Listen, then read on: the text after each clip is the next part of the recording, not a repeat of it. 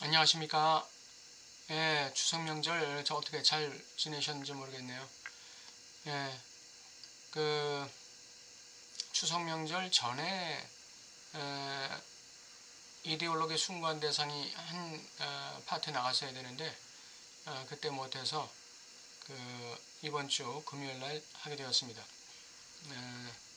오늘은 자기 합리화로서의 이데올로기적 환상 이와 같은 제목으로 한번 살펴보도록 하겠습니다. 네, 잘 보이시나요? 네. 락강이 말하는 이른바 현실이라는 것의 최종적 토대는 바로 환상이라고 말할 때, 락강은 우리의 현실이라는 것의 토대는 환상이다 이렇게 얘기합니다. 참 놀라운 말이 아닐 수가 없죠. 이는 절대로 삶이란 한낱 꿈일 뿐이며 그것은 그저 환영에 지나지 않는다.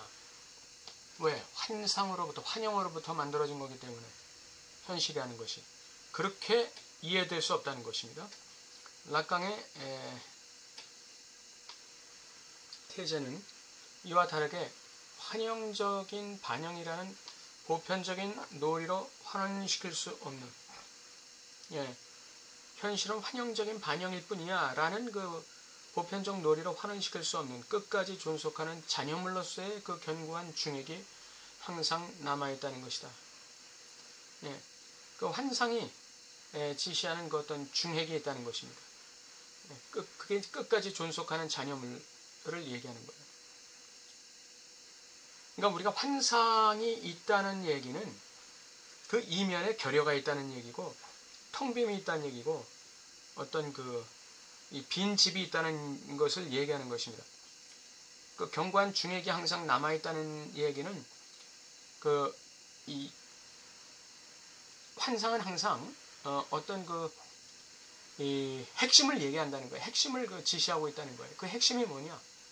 그것이 바로 이 텅빔이라는 것입니다. 이 부정, 없음, 부재, 결여라는 것이죠. 락강과 순수한 리얼리즘의 차이는 락강에게서는 우리가 오로지 꿈을 통해서만 이 견고한 중액인 실제에 접근할 수 있다는 것이다. 꿈을 통하지 않고는 이 견고한 중액인 실제에 접근할 도리가 없어요. 그렇지만 기독교에서는 이 견고한 중액인 실제에 접근할 수가 있죠. 그것은 영을 통해서, 그러니까 꿈이 아니라 영을 통해서 접근할 수 있는 것이죠. 현실 자체 속에서의 행동 양태를 결정하는 환상의 틀로서의 접근은 오직 꿈속에서만 가능하다. 이데올로기적인 꿈에서도 마찬가지다. 즉 있는 그대로의 현실을 볼 수 없도록 방해하는 꿈과 같은 구성물로 이데올로기를 간주하는 경우도 마찬가지다. 즉 이데올로기의 맹점을 드러내는 것으로는 이 이데올로기적 현실을 깨뜨릴 수 없다. 이런 얘기죠. 이데올로기 자체에 맹점이 있어요. 맹점이 있지만 그것을 드러내는 것 가지고는 이데올로기의 현실을 깨뜨릴 수 없어요. 왜? 이데올로기는 무엇에 의해서 이데올로기적 현실은 무엇에 의해서 지탱되고 있다는 얘기죠. 이데올로기적 환상에 의해서 지탱되고 있다는 얘기예요. 그러니까 이데올로기적 환상이 너무 강하기 때문에 이데올로기의 맹점을 아무리 드러내도 그 환상을 깨뜨릴 수가 없어요. 그러니까 그 환상이 깨지지 않는 이상 이데올로기적 현실은 그대로 유지되는 것이죠. 우리의 이데올로기적 꿈의 위력을 깨뜨리는 유일한 방편은 꿈속에서 자신을 예고하고 우리 욕망의 실제와 대면하는 것이다. 꿈속에서 자신을 예고하는 우리 욕망의 실제와 대면하는 것이다. 근데 우리 욕망의 실제와 대면하는 것이 그렇게 쉬울까요? 자기의 존재적 텅빔, 존재적 결여, 존재적 부재를 갖다가 대면하는 게 그렇게 쉬울까요? 그렇지 않죠. 그것은 이데올로기적 환상으로 캐모플라지 되고 있는 것이죠. 그것을 굳이 드러내서 대면하려고 할 이유가 없는 거죠. 왜냐하면 이데올로기적 환상을 내가 유지하고 있는 게 나에게 훨씬 더 편안하기 때문에, 훨씬 더 쉽고 편안하기 때문에 그런 거죠. 예를 들어 반유대주의의 경우에 유대인의 이데올로기적 형상에 우리의 무의식적 욕망이 어떻게 투자되었는지를, 우리가 자신의 욕망의 공지를 회피하기 위해 어떻게 이런 환상을, 형상을 스스로 구축했는지 물어야 한다. 예. 근데 독일인들이 그런 무의식적 욕망에 대해서 대면하려고 했나요? 안 했죠. 안 했죠. 쉽고 편안하게 어떻게 했나요? 자신의 이데올로기적 환상을 유지하면서, 즉 반나치주의라는 이데올로기적 환상을 유지하면서 유대인들을 제거하는 것에 집중했죠. 그게 편하니까요.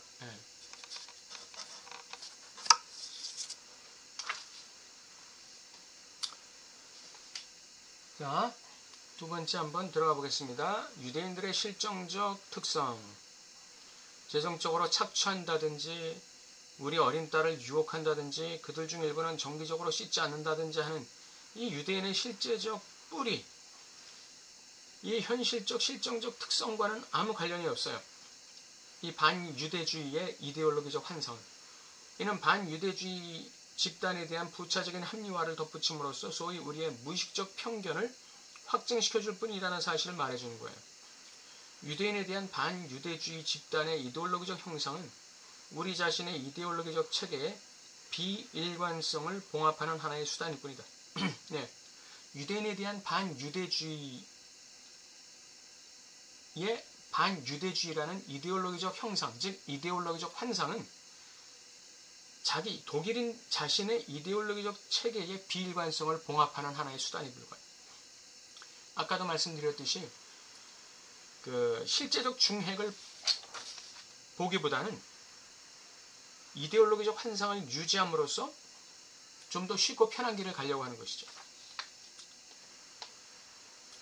유대인에 대해서 반유대주의 집단이 스스로 만든 이 편향적 형상 때문에 이 이데올로기적 환상 때문에 우리는 이데올로기 이전의 일상생활의 수준을 고려하는 것으로 소위 이데올로기적 편견을 불식시킬 수 없다. 다시 말해서 유대인들의 그 실제적인 삶의 특성들을 통해서 우리는 그 이데올로기적 편견을 불식시킬 수가 없다는 거예요. 이러한 주장의 토대는 이데올로기적 구상은 항상 자신의 한계를 일상의 경험에서 발견한다는 사실, 즉 이러한 차원을 축소시키거나 보유하거나 흡수하거나 무화시키는 건 불가능하다는 사실이다. 네, 이것이 바로 이데올로기적 구성의 특징이에요. 이데올로기적 환상의 특징은 일상의 경험을 통해서 이 이데올로기적 편견을 드러낼 수가 없다는 걸 얘기하는 거죠. 예. 반유대주의적 선전물의 홍수 속에서도 우리는 집에 돌아오면 성실하고 다정한 유대인 이웃과 함께 식사도 하고 자녀들끼리 친하게 지낼 수 있다. 이러한 현실적 경험들이 유대인에 대한 편견을 불식시킬 수 있는가? 예, 불식시킬 수 없다는 걸 얘기하는 거겠죠. 예.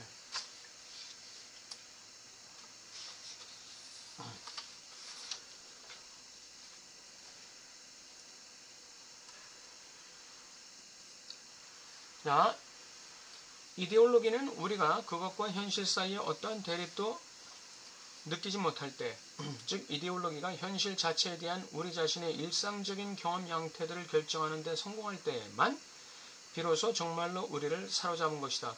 이렇게 말할 수 있습니다. 그렇다면 우리의 가련한 독일인은 가령 그가 훌륭한 반유대주의자라면 유대인에 대한 이데올로기적 형상과 선량한 이웃 스턴시에 대한 보통의 일상적인 경험 사이의 간극에 대해 어떻게 대처할 것인가?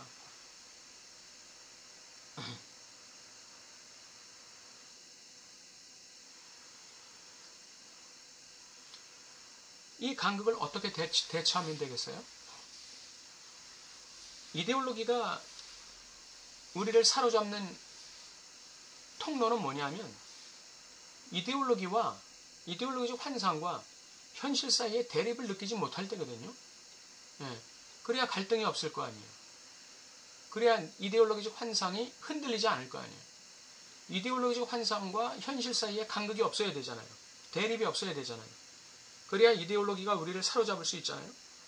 그런데 이데올로기적인 환상과 반유대주의라는 이데올로기적 환상과 선량한 이웃인 스턴시를 딱 봤을 때 이게 차이가 생긴단 말이죠. 예.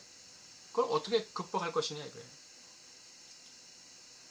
6번 그의 대답은 이러한 간극, 이러한 어긋난 자체를 반유대주의를 위한 논증으로 돌리는 것이리라.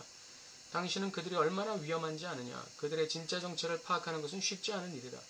그들은 일상적인 겉모습에 가면뒤에 그것을 숨기고 있다. 바로 이렇게 자신의 본성을 숨기는 이중성이야말로 유대인의 근본적 습성이다. 이렇게 해석을 하는 거야. 이 유대인의 착함을, 유대인의 그 일상적 착함을 이렇게 곡해서, 왜곡해서 해석하는 것이죠.